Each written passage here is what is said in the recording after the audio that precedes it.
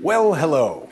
Amy Luthien writes, the bye-bye song made me LOL when the guy hauled off and smacked the other. What is it about people hitting each other that we find to be so funny?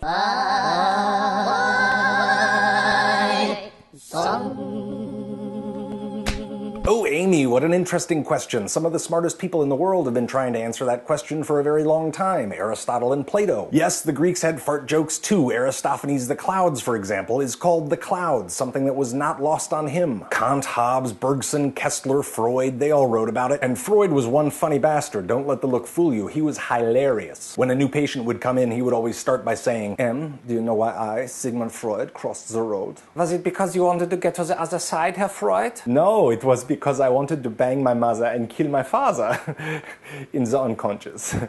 I have a bunch of books on the theories of humor. You know why? It's because a lot of times I feel like I don't know what the hell I'm doing, and I feel like a little bit of research might yield some new tricks. But then this other voice comes in and it's like, yo dude, don't overthink it, man, you'll ruin it. Not sure why he's a surfer, but let's go with it. Do you know that voice? The main places that it comes up for me are in creative things like humor or art, or relationship things like love and sex. And the weird thing is that voice comes up when I've just started thinking about something and I'm really in no danger of overthinking anything at all. It's a bit grandiose, that voice. Things should come naturally, dude. If it's not coming naturally, it's not right. As if the world works like that. And it's particularly crappy in relationships. Something goes wrong and before you really talk it through, you start thinking, this should be coming naturally, and then you want to bail. Or maybe when your creative life hits a little bit of resistance, you decide it's time to change jobs. It is a recipe for a miserable life, and yes, I would know this. But the problem is that it's not total BS. I mean, thinking about some things can screw you up. Often when you start really examining something or breaking it down, you get thrown off your rhythm for a bit. Athletes know it. When they change their swing, there's often a rough period as the mind and body try to incorporate some new thing, but you have to get through it to get better. Personally, I think it's the same for love and creativity. It is possible to overthink, but first you have to think and try and talk and do.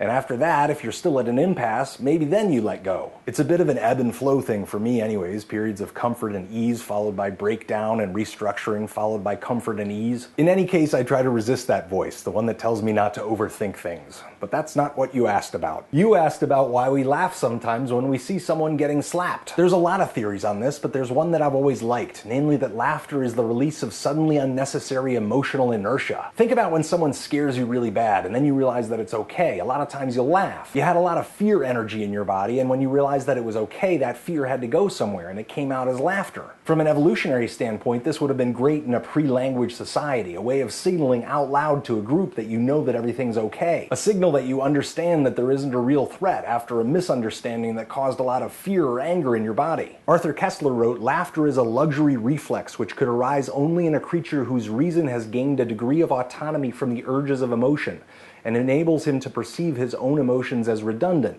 to realize that he has been fooled. In the case of that slap, for example, you might have had a heightened emotional response in the face of violence, but then were reassured that it was only a joke. And according to the theory, that leftover energy comes out as laughter. If you really want to know more about it, you should read Robert Proven's book Laughter, Arthur Kessler's book The Act of Creation, or Google the terms benign violation theory or incongruity theory. I give you permission to overthink it. Bye-bye, it's the bye-bye, it's the bye-bye, it's the bye-bye, it's the bye-bye, it's the bye-bye song.